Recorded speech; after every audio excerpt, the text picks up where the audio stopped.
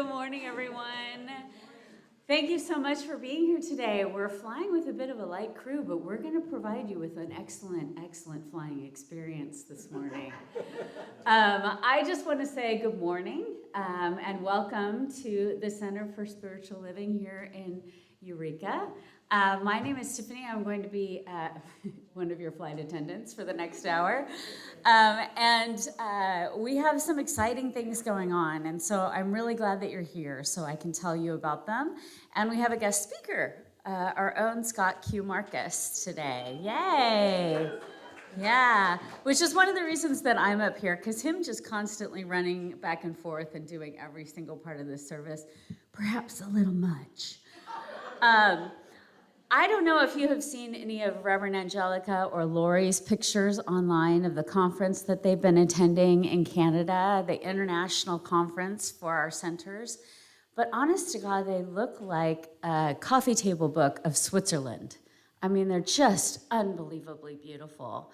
So I really invite you to get on social media and check those out because they're very, very, very... What does this mean? Oh, no, if you follow Angelica or you follow our friend Lori on Facebook, then you can see the pictures that they've posted. So I don't know what to tell you. Perhaps she just sent them to me, which would be weird. That would be odd, but I guess that's one explanation.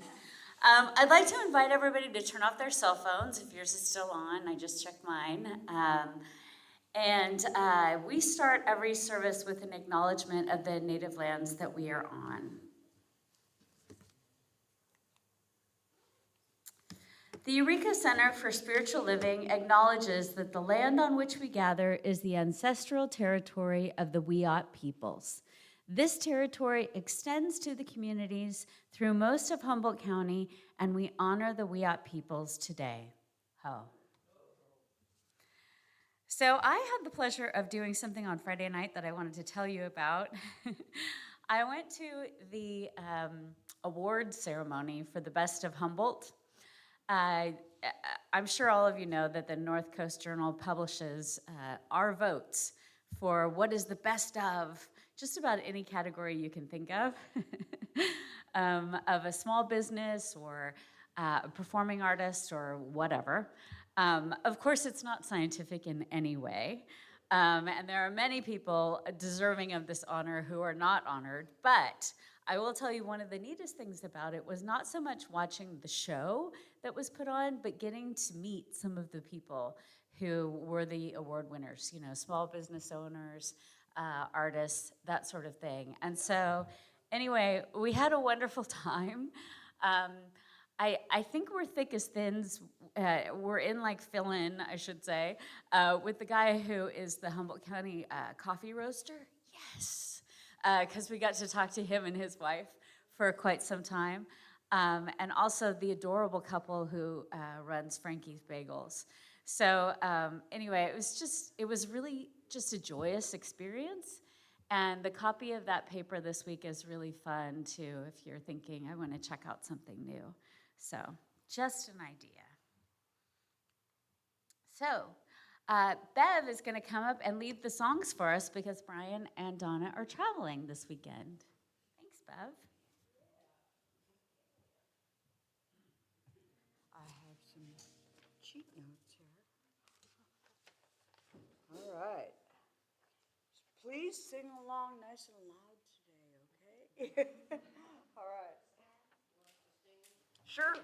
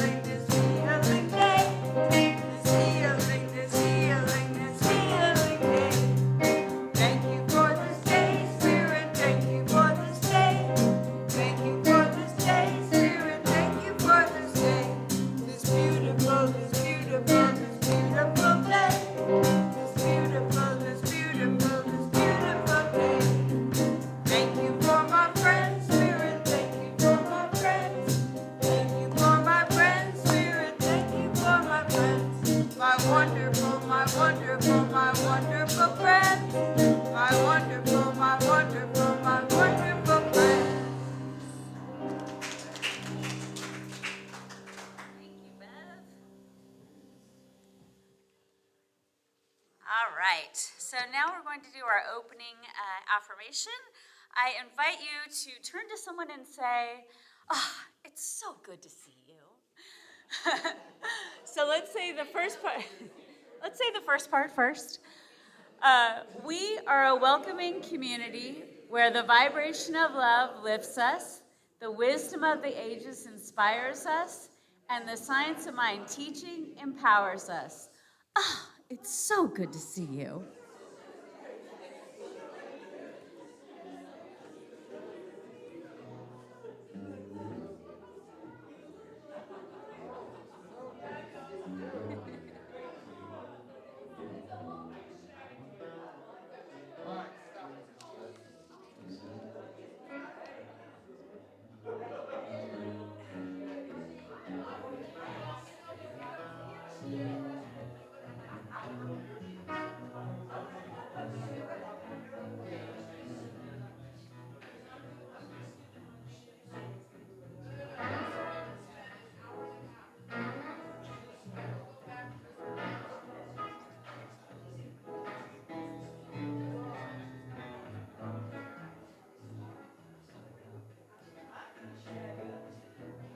All right, so here is our weekly schedule. As you can see, Thursday is just going to be a telethon, basically. Arrive early and just stay late. On Thursday, we do have our Brave Vulnerable Conversations. This is our drop-in group. You can come anytime you want, and it's a place to share and be heard without judgment. And like I said, you don't have to attend every Thursday, and there is no cost. Also, Lorna is back with her class for the love of writing. This is going to be Friday afternoon. So our Better Together social group is going out to Fieldbrook Winery to watch our very own Anna Banana Hamilton perform. Yay! So this one ticks a lot of boxes. First, you got Anna, right? So go. Also, the Fieldbrook Winery is just a spectacular, lovely, wonderful, calming, beautiful green place with a lot of shade. There's wood-fired pizzas, there's wine, and just a lot of great food and camaraderie. And it doesn't cost anything to get in. And the music is going to start at 2 and then again at 3:30. So if you haven't been out there, it's really a lovely space to hear live music, and of course, it's Anna. So Bev, would you like to come up and talk about Bridge House?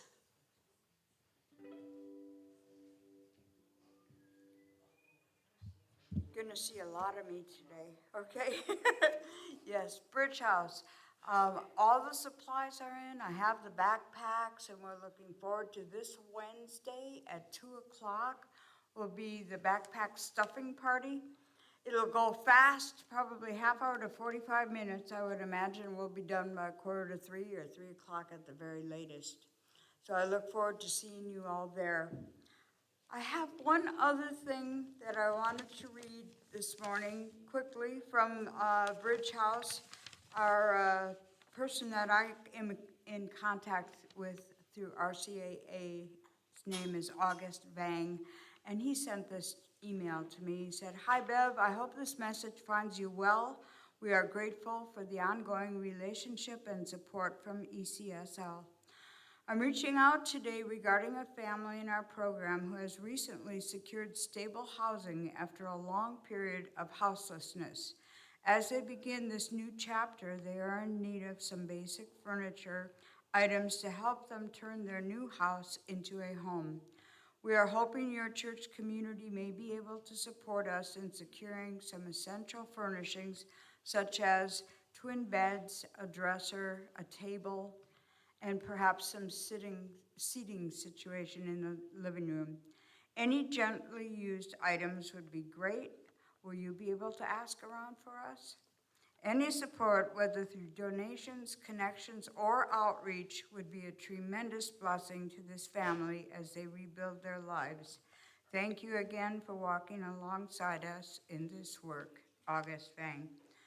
So just planting a little seed, if you think of something, I know they have nothing in the kitchen, no pots and pans, they don't have silverware, they have literally nothing to begin with. If you think of something that, I know we just went through Twice Nice, but it happens again.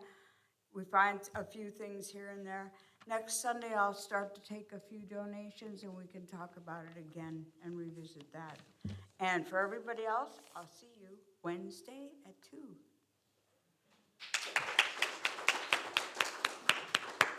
Thank you, Bev. So at the end of the month is the next meeting of the men's support group. It's on the 23rd, that Saturday in the afternoon. Also, here is a new class that I wanted to tell you about. It has no cost, which is kind of exciting. So this is a really powerful class about end-of-life planning. It's given by the Reverend Diane Davison, who is a chaplain. I'm sure that when Reverend Angelica returns, she's going to have much more information about it next week. But it sounds like an amazingly deep class that all of us could benefit from. So it's a free webinar. It's a one-time class, and it's given on Tuesday, August 26th from 10 to 11. And all you need to do is reserve your spot. So anyway, it's so exciting to me when we have something as powerful as this with no cost, right? And so easy to attend. As somebody who works from home, I can step away to go to a webinar for an hour, but sometimes it's not possible for me to get here during the day. So anyway, I wanted to make sure that everybody was aware of this, and you'll be seeing this slide from here on out, but this is the first time we've put it up. So again, it's August 26th. I know there's a lot of information on that slide. And then next Sunday, one of our favorite speakers is coming back, Reverend Fritz. Yay! So she will be here as well. And this slide goes really well with the last slide. Again, navigating life, death, and our fears. So our practitioners are here today. I see Scott, I see Susan, and I know that Michele is here as well. So if you need to talk to someone after the service, you have some questions about our philosophy, they are great resources for us. The little pantry always needs to be fed. It's in the other room. Pop-top cans are great. So if when you go to the store, you can pick up a few things for the pantry, that would be wonderful. And this is our theme for this month. It's so great. This looks so much like the pictures I've been seeing of Canada. So I'm sure that wasn't, I don't know if it was intentional, but good job, Scott. Good tie-in. And our theme is navigating change.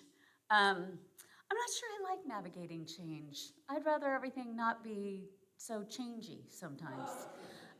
But anyway, this is our theme for this month. So now we're going to do the song We Are One, and Bev's going to come back up for us.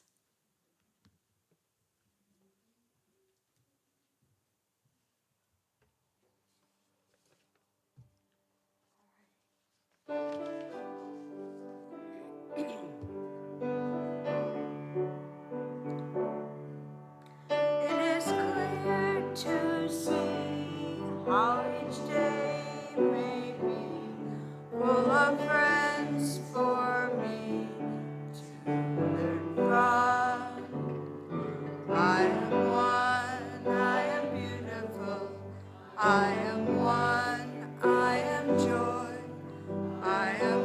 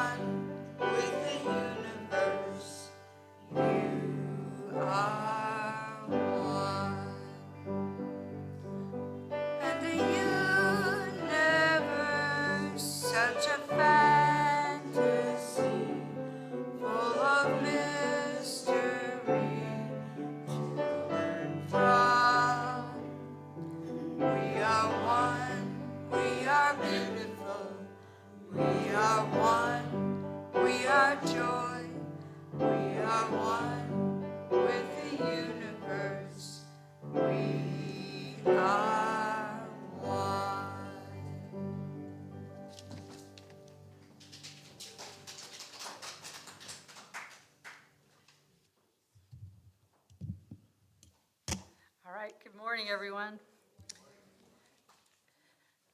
So this morning, Scott's talk, the second part of his title is Keeping Your Bearings Through Life's Detours.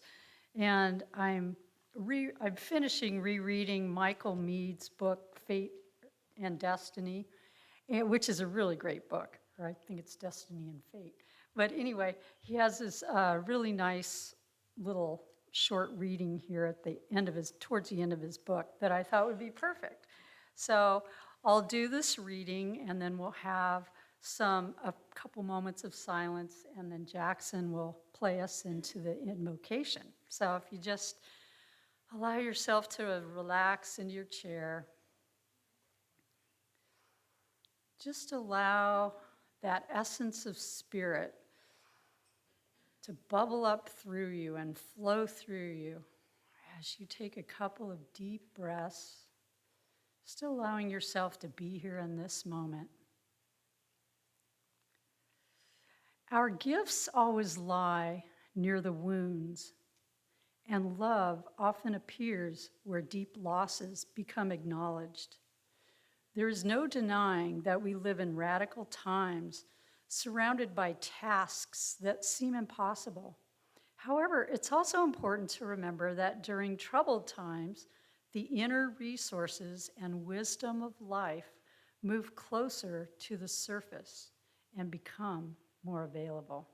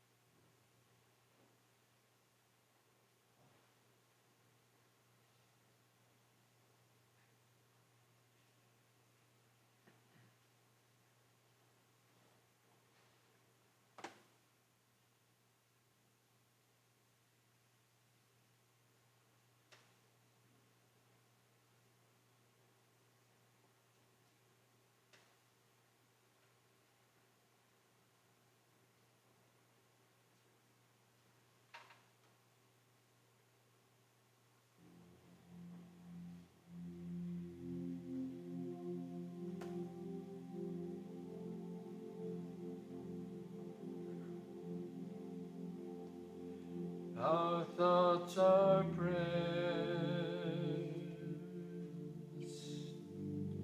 and we are always praying. Our thoughts are prayers.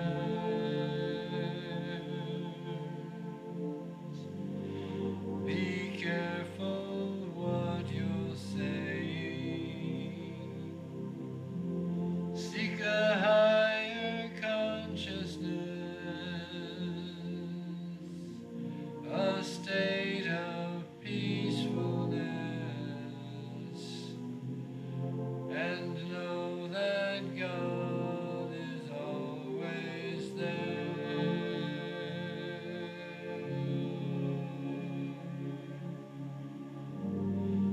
And every thought becomes our prayer.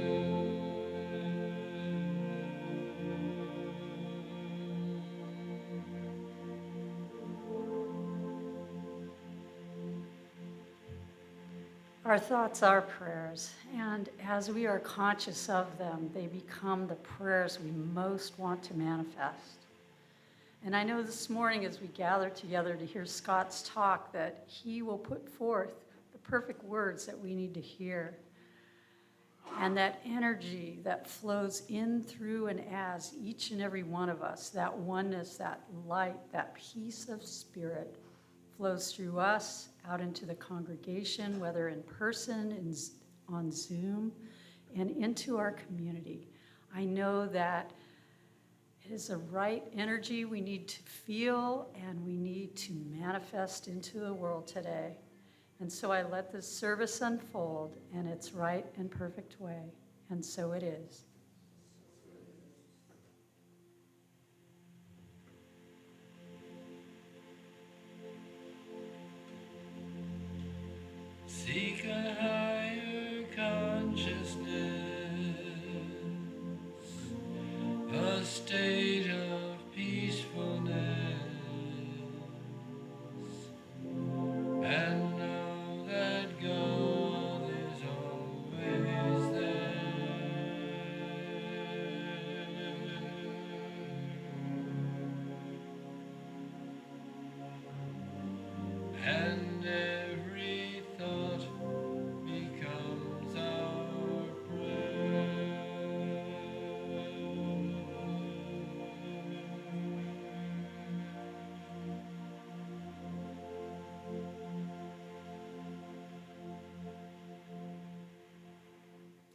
Thanks, Jackson. We haven't heard that one in a while. That's a good one.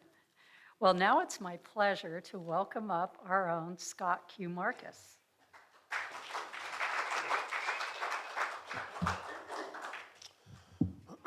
Good morning. I like Tiffany's comment about I don't like all the changey stuff. And that's what we're going to speak about today, all that changey stuff. So as you can see, the topic of today is the map is changing, but the compass still works. So how do you keep your bearings through life's changes? And as some of you might know, I've written a column since 2004. And a lot of my themes are recurrent. The column is called Striving for Imperfection, and imperfection is misspelled on purpose. So if you ever see it, that's an intentional thing. So some themes come back with regularity, and one of the themes that I've noticed is that I get really entrenched in the way things are, and when it comes time to change, I ain't going. You know, I got my map. I got it all lined out. I know where I'm going. This is my map. This is how everything is going to work, and I'm not getting off this path. You can put blocks in front of it. You can drop the road out from under me. I'm on this path. And finally what happens is something, and the path changes, and all goes awry. And I found a column I had written a few years ago, and it kind of fit that, so I figured, what the heck, I got the platform, I'll read it. The column is called The Road Too Well Traveled. I had great plans. Between you and me, and without sounding immodest, these plans were phenomenal. Civil engineers the planet over would gasp if they knew how much detail I had anticipated. Every facet throughout, every road marker has been anticipated. I knew when I'd arrive, down to the second. And upon arrival, everything was going to be one giant nonstop party. No problems along the way, nothing unanticipated. This would finally be the time that I got there.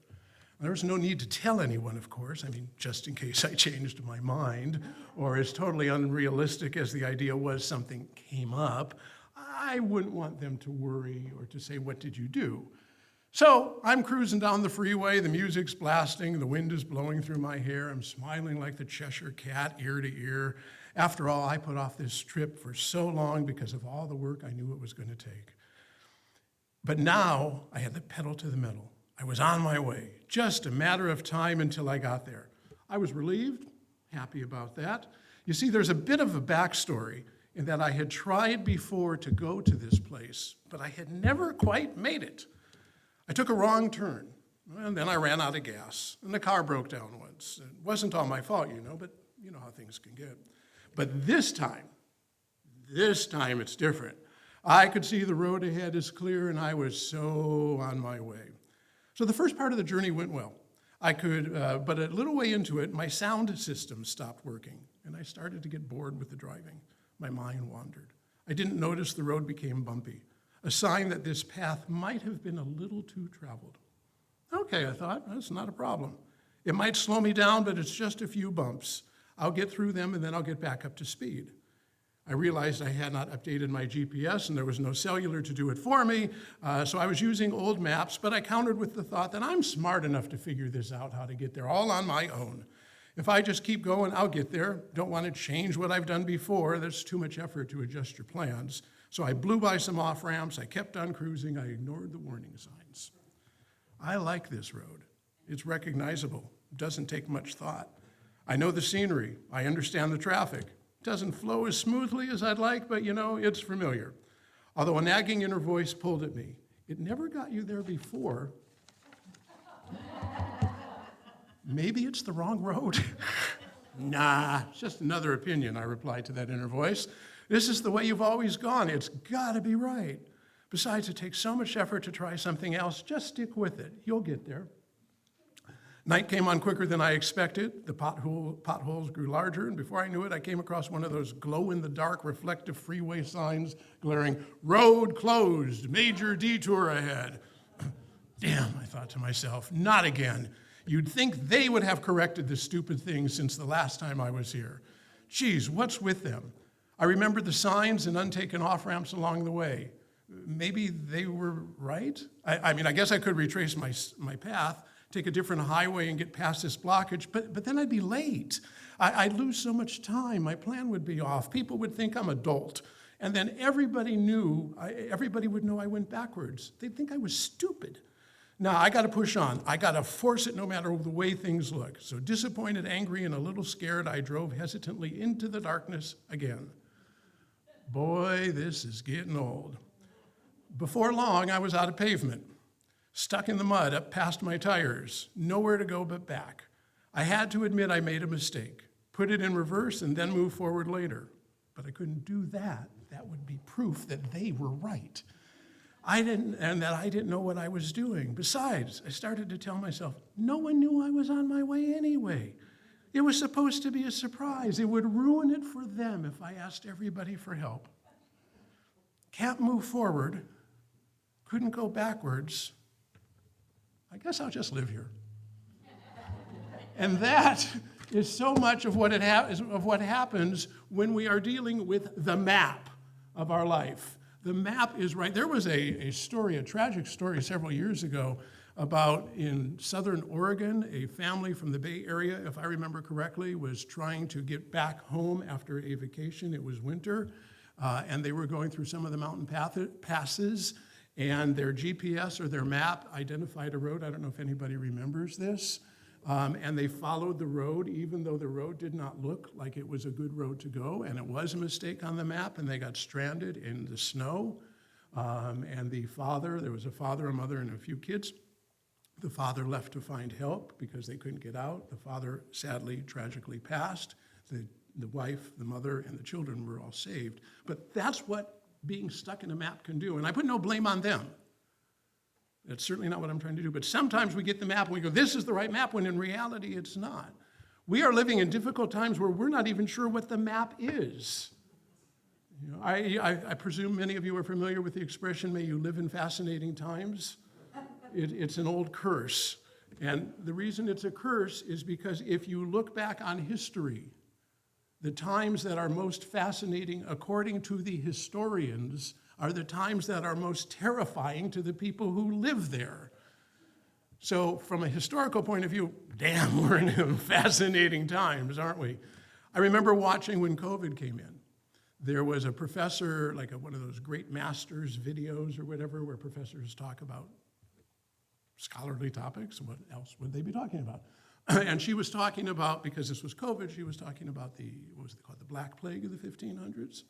And what the people who were going through that, and God's honest truth, she said, it's just fascinating what they went through. And I thought, I bet you that wasn't on the list of words they were using. And that's not on the list of words you're using. I saw, it's difficult because those of us who really pay attention to what's going on get affected most.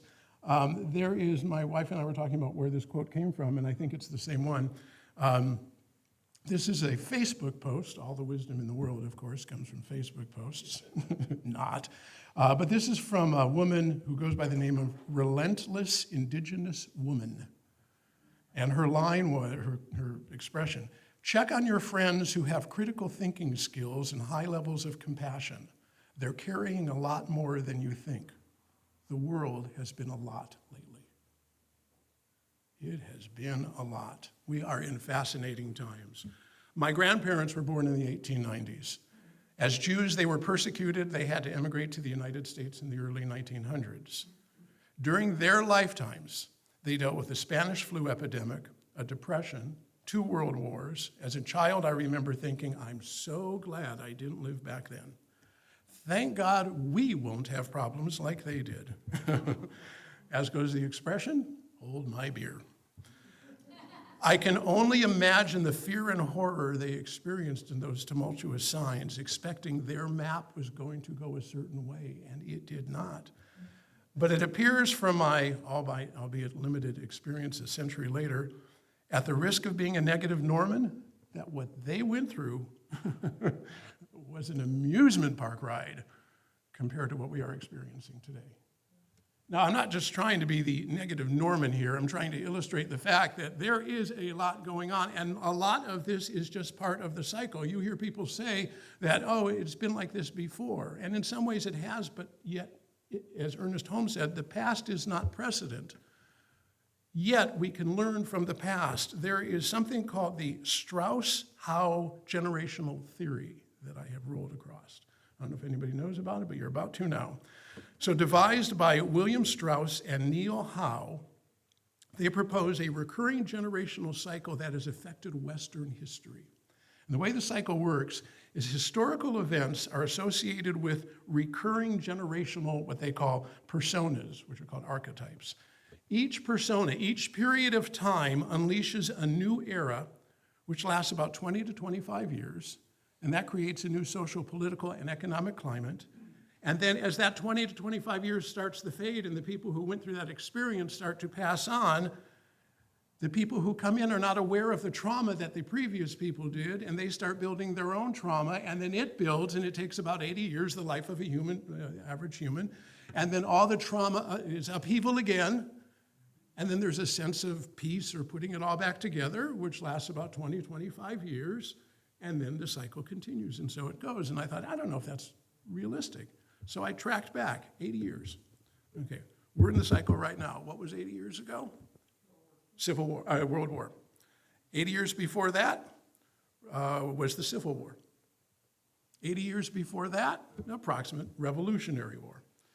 80 years before that, although we were outside of the United States now, was called the Glorious Revolution, which took place in England, which was a recentering of the way people did everything because they were so unhappy. And in tracking this cycle, I was able to see the pattern all the way back to 1505.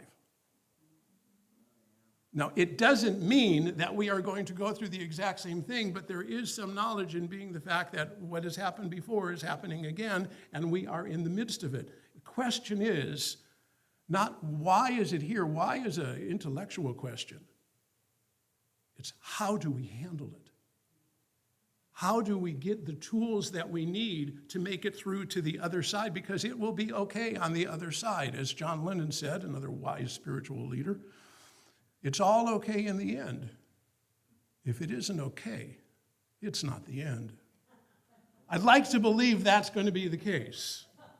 And that's one of the tools that we've got is that belief, that spiritual foundation that helps propel us. But again, my life partner, my wife, and I, we talk a lot, and it's hard to accept that philosophy right now that the greatest good is happening in all things at all times when you look out at the state of the world and you go, this is the greatest good? Could we set the bar just a touch higher? And so I thought to myself, how do I handle, there's the question that is always asked of people of faith, of any spiritual background, why would God allow this to happen? And I think what that is first of all, God does not allow or not allow anything to happen. According to our philosophy, we create what is happening, and that's not a judgmental statement. We're all doing the best we can, one day after another, one foot in front of the other. But maybe what we're doing is we're looking at it too small. I know I've used this example before. Maybe you're going to hear it again. Maybe you're not, and if so, good for you, you're lucky. Is it possible that let me rephrase that, we look at life kind of like a 80, if we're lucky, 100-year sitcom where everything all gets resolved, the show starts, there's the trauma, there's act 1 and 2, there's the way they deal with it, and then there's the nice ending, all in 22 minutes. We kind of look at it, I think, I do, as by the time I die, which will hopefully be some time from now, it's all got to be worked out. I have to see it to its conclusion. That's because we have this limited view of what is life. Life is not each of us as individuals. Life is the overall. That's one of the tools, is realizing we are connected to a much greater source than ourselves. So maybe, is it possible? Suppose that all of this that's going on right now is the catalyst for people to say, enough. This is not what I want. I want a cleaner environment. I want people respected. I don't want to be judging. I want people to all be able to live as well as they possibly can. I want good health, and damn it, I'm going to do something about it. And maybe this time is the catalyst that causes that.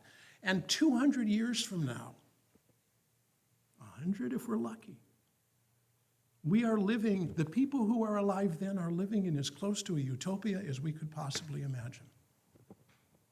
Would what is happening now be bad? Would it be good? Is it the work of God or whatever? I don't know.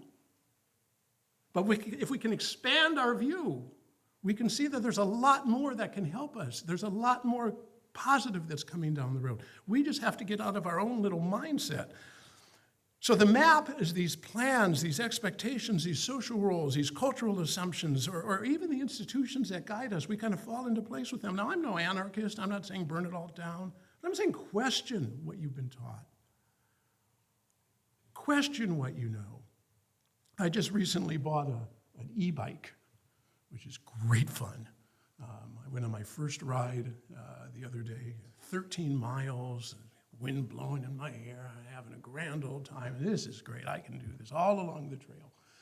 Get back home, put my bike in the garage, and yesterday I'm ready to go out and ride it again. I get a flat. My very first day with my new bike, I get a flat. So anyway, that's my new e-bike. I had it repaired. But when the store who sold me the bike, it's called Humboldt Hydroponics, they sell bikes now. When the guy who sold me the bike has a key because it's got a battery, so you don't want people to steal it. So when I got home, I couldn't find the key. And I called him up, his name's Eric. I go, Eric, can't find the key. He goes, I'm pretty sure I gave you the key. I said, I can't find it. I dumped out my backpack and said, I don't see it anywhere. I asked my wife, she said she didn't see it. So I'm pretty sure that there's no key. And he's really nice. He's okay, well, he goes, I guess I took it home or something. I'll go home tomorrow, I'll bring it back and I'll get you the key. Don't worry, we'll get you covered. Great. Call the next day, he goes, I can't find the key. He goes, I'm really, really sorry. We'll get it figured out. Are you sure you don't have the key? I said, I'm absolutely positive I don't have the key. Well, I live by a rule of late, which is the more sure I am about something, the more likely it is to be wrong. Because what we do is we limit other options. We go, no, this is the map. This is the way it is. I don't have the key. So therefore, I will not look anymore. And I decided, well, what the heck? One more time. There's the key. So I went back to Eric. I said, first things first, I have the key. He goes, oh, thank God. I said, I didn't want you to feel bad about not having the key. But again, we lock into these beliefs and we go, that's the way it is. That's the way it's always been. That's the way I know it is. And then it changes and we say, no. I don't want to see it. And we keep working on the old road, which isn't there anymore. Change is inevitable. We all know that. None of us look right now as we did 50, well, some of us aren't even 50, so you certainly don't look like you did 50 years ago. But some of us don't look like we did 5 years, 10 years ago. Change is happening all the time. Sometimes we like it, sometimes we don't, but it's always happening. It's inevitable. So when change happens, what are those tools that we have to guide us? Well, there is inner knowing. There is connecting to that intuition, being still long enough, being silent long enough, which is kind of ironic because here I am blabbering on, but being silent long enough to hear that message and to trust that message and to know this is right for me. So that's one of the tools. We have our spiritual practices. We come here. This is our family. This is my family. We share, we get support, we ask for help. We lift up others. We become one endless chain of humanity climbing a ladder to a better place and pulling those behind us up so they can get ahead of us and pull us up later. Those are the tools we have, each other, our beliefs, our ability to do what it is we need to do, the fact that we can love strongly, that we can be honest with each other, that we can be courageous. I heard, I don't know who said it, I want to say it's Emerson, but I don't know if that's true. And it's worded in the male gender, so I'll just word it as it is. Brave men are no braver than regular men. They are just brave 5 minutes longer. We face these challenges, and we think, I'm too small to do it, I'm too afraid. And if we can just hold that inner strength through the other people that we have, through the tools we have developed, through our own innate knowledge, we can last 5 more minutes, and sometimes that's all it takes. So there's a couple of rules about change that I wanted to share. Mark and I are in the men's group. Mark and I had a discussion about this several weeks ago, so I'm not throwing you under the bus, Mark. I am crediting you for the comment here. It is my belief, my experience, and I've worked with change for a long time. I was a Weight Watchers leader for 30 some odd years. I've been a motivational speaker. This is what I talk on. And it is my belief that all change, virtually all change, is caused by fear, force, or pain. And I know you disagreed. But if you stop and think about it, nobody gets up in the morning and says, God, my life is great. How can I change it? There is something that is missing or lacking or hurting that we decide to change. So we move forward. Now, as we move forward, we have to realize some acknowledgement about our behaviors. Every behavior is generated by positive intention. Even those things we did that turned out to be wrong were generated by positive intention.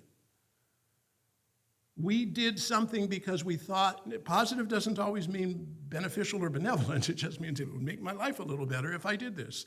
You know, I mentioned Weight Watchers. You know, I eat when I'm bored, I eat when I'm depressed, and I eat when I'm angry. The positive intention is to make those feelings go away. Side effect is I get fat. There are people who, when they're bored, they read a book. When they're angry, they run. When they're depressed, they call a friend. And the term we used to use for them in Weight Watchers was skinny, because they had the same thoughts but different ways of doing it. Our behaviors are all generated by positive intention. There's no such thing as failure. There is only feedback. Using that same example, I stand on the scale, I'm up 2 pounds, I go, I blew it. No, I just proved a great way to gain weight. That's all it is. What happens to us is merely feedback. I had a dear friend who passed away. His name was Richard Burrow, and one of his expressions was, I don't know where he got it, every system works perfectly to create the results it has created. If I don't like the results, it's not that the system's wrong, I'm just using the wrong system. Change it. There's always another choice. It is up to us if we choose what is in front of us or we make another choice. We might not like the choice, but there is always another choice. Again, quoting some local wisdom, I had a therapist named Jerry Fowler for many, many years when I was starting to lose the weight. And I came into him one day and I said to him, because I used to weigh 250 pounds, and I said, you know, he asked me, so when are you going to lose that weight? And I said, I don't know. And he said, why don't you put me in touch with the guy who runs your life and we'll figure it out for you.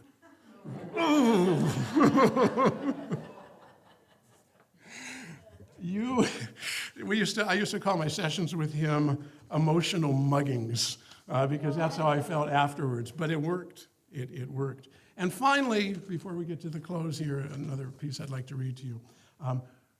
We have all the tools we need to accomplish whatever we want, whether the map looks like we expect it or not. We are of the same source that has created the most magnificent artwork that adorns this planet, the most fantastic skyscrapers, the greatest scientific discoveries.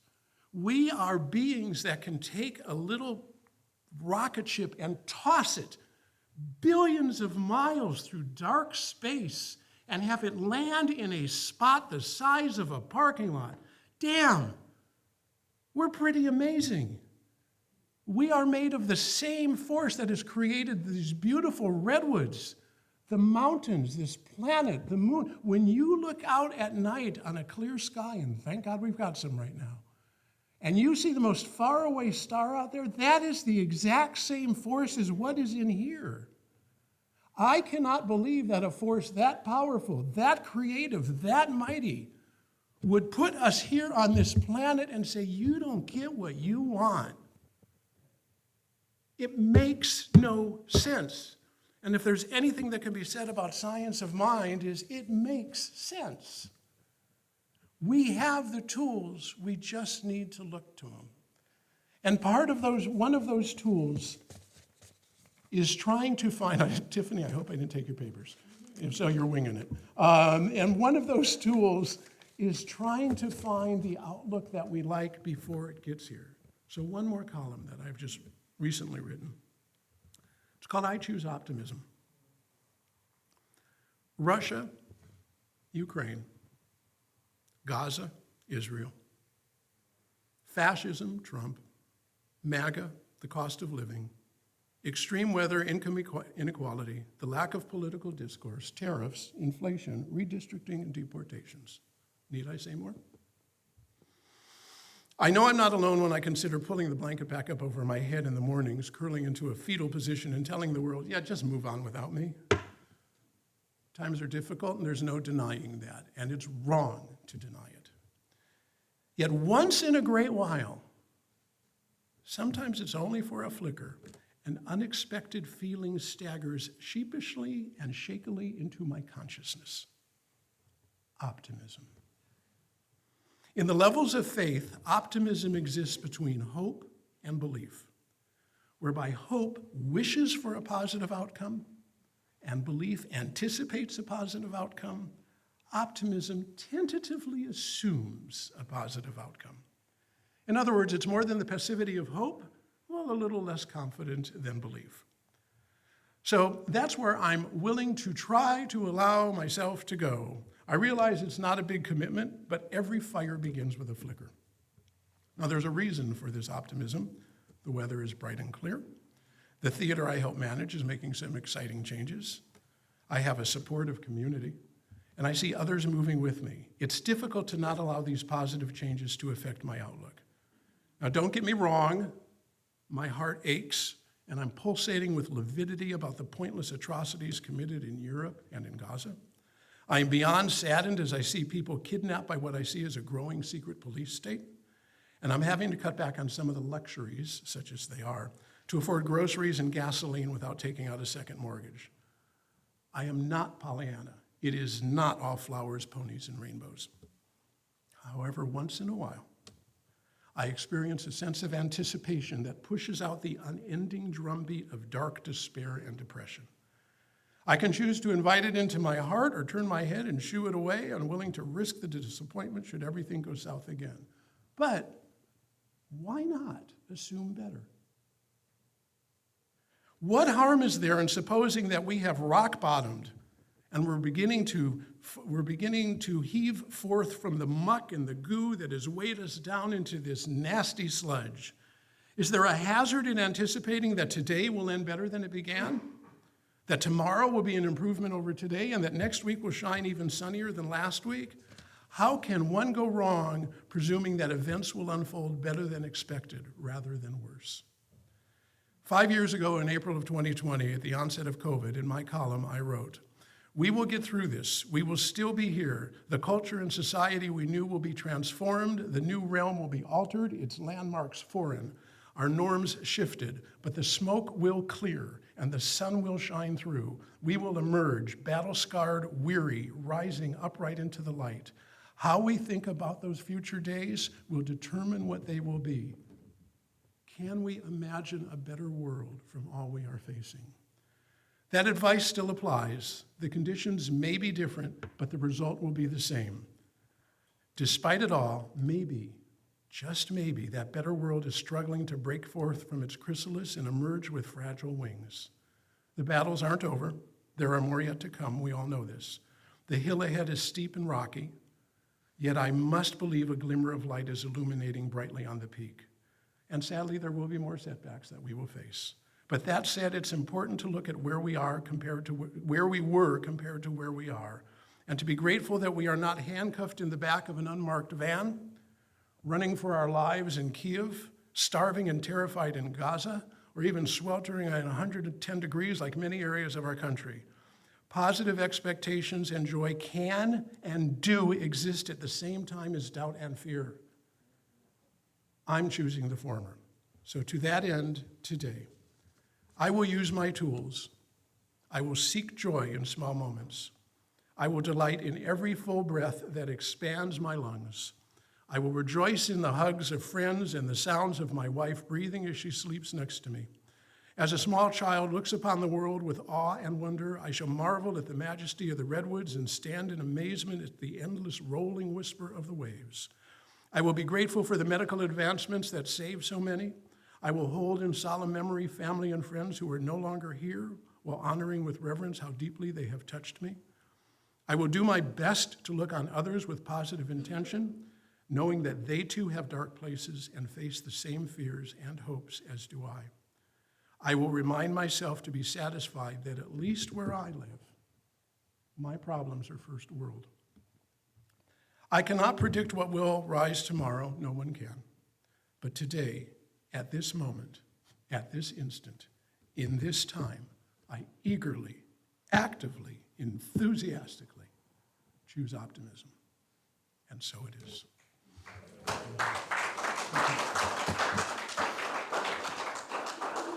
That was also my treatment, so are you coming back, or are you abandoning your work? Oh, okay. I don't know who's introducing you. Anna, are you our singer today? Yeah. I don't, see, if I'm not the person up here, I don't get all the in-depth, top-secret information. Oh.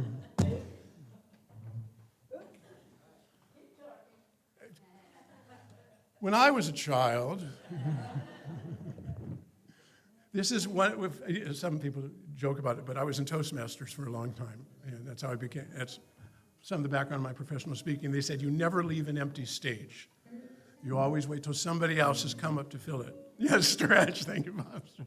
So we're stretching as long as we can. Keep talking.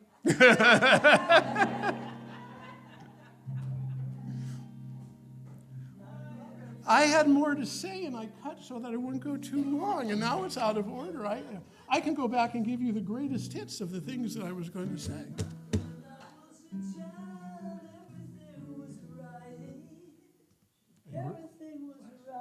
Are you ready now? She said, who put all the sins in your head? He said, she said. I know what it's like to be dead, and you're making me feel like I've never been born. All right. Yeah, John, man. Well, that was great, and I do want to say that there is one place where fear does not. Creativity is where you can have. Is the only place where you really make change without fear. So you're either actually really pushing yourself out in making the world, or you're forced to react to it. And one thing about coping with all of these, navigating all this stuff is.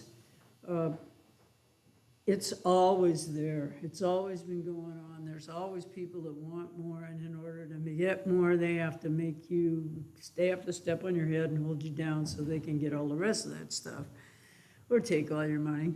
So this song is from 1970, and so like that's 55 years ago. And I was like 22 or 23. So I've been living this thing my whole life. So, and it's by the guy who wrote, come on people now, bet on your brother, everybody get together. And his name is Dino Valenti, and he was in a band called Quicksilver Messenger Service. 1, 2, 3, 4.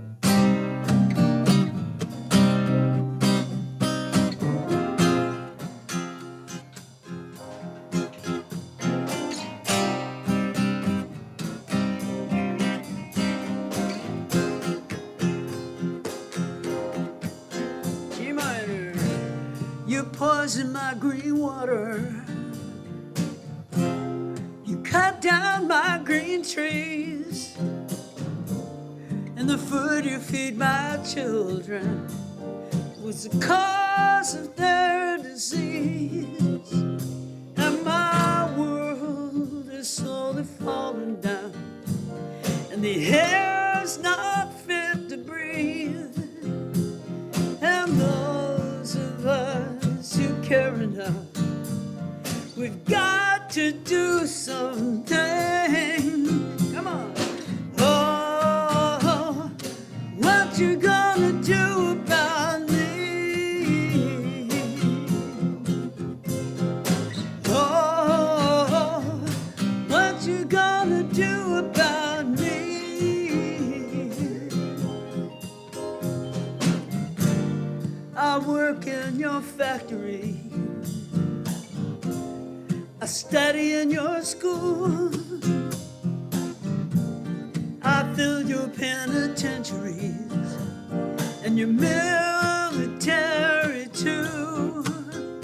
And I feel the future trembling as the word is passed around.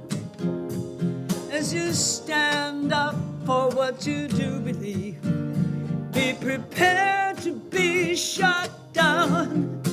Oh, what you gonna do about me? Oh, what you gonna do about me? And I feel just like a stranger in the land where I was born, and I live just like an outlaw. I'm always on the run, and I'm always getting busted, and I've got to take a stand. I believe the revolution is mighty close at hand. Oh, what you gonna do about me? Oh, what you gonna do about me? Take it, Jeff.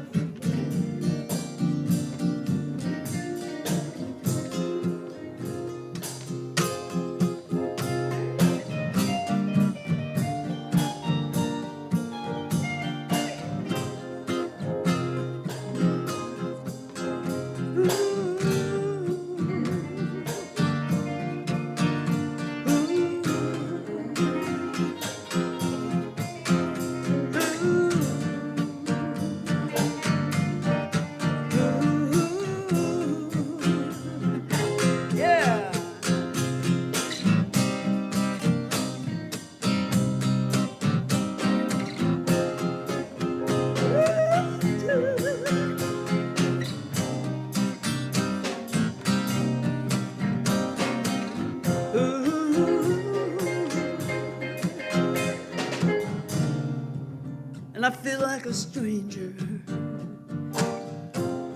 in the land where I was born, and I live just like an outlaw.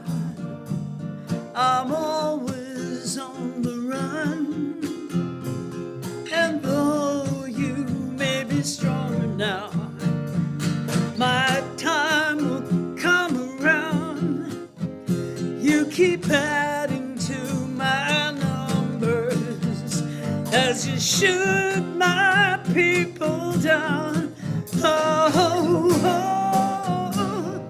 what you gonna do about me? Oh, what you gonna do about me? Get that look off your face. Come on. Oh, what you gonna do about me? What you gonna do?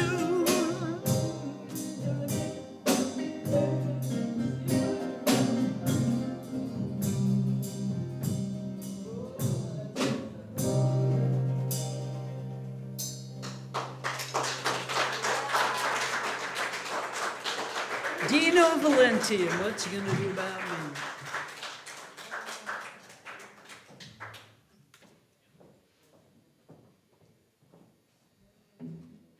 Thank you, Anna. Thank you, band. All right, now we're going to do the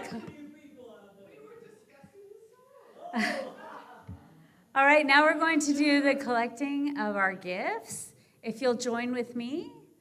I gratefully give from the fullness of my abundance, knowing my gift blesses this center, all in it and beyond. And so it is.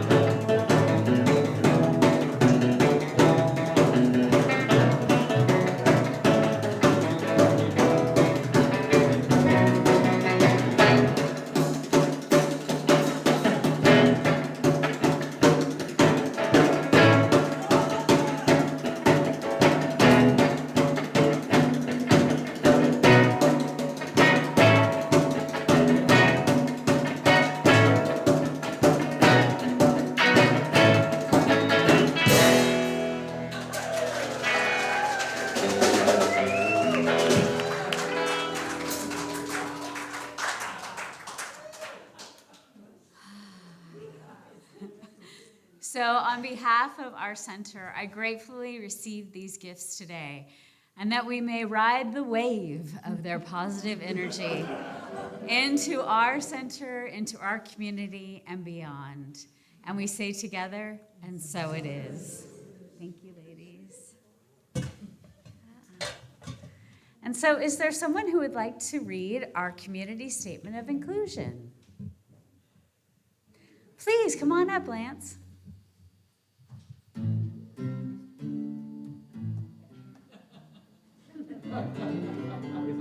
Yes.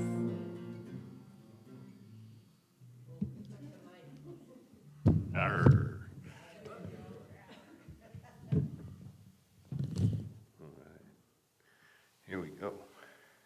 We, the Eureka Center for Spiritual Living, are a community that celebrates diversity, fosters inclusion, champions inner work, and creates space for brave, vulnerable conversations.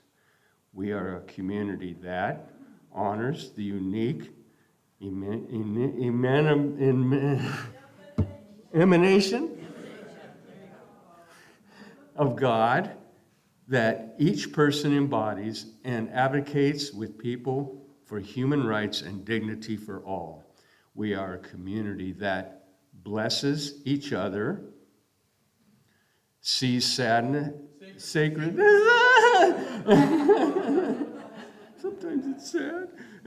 In all life, remains learners and listeners so that we may grow together and understands that oneness is not sameness. And together we do this? We know our beloved community is revealed more fully when we love each other well.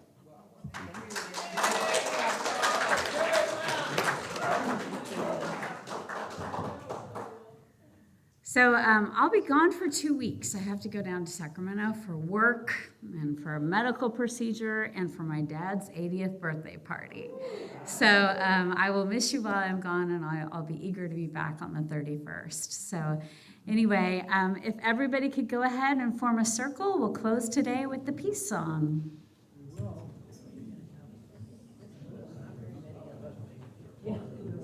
Little tiny circle, huh?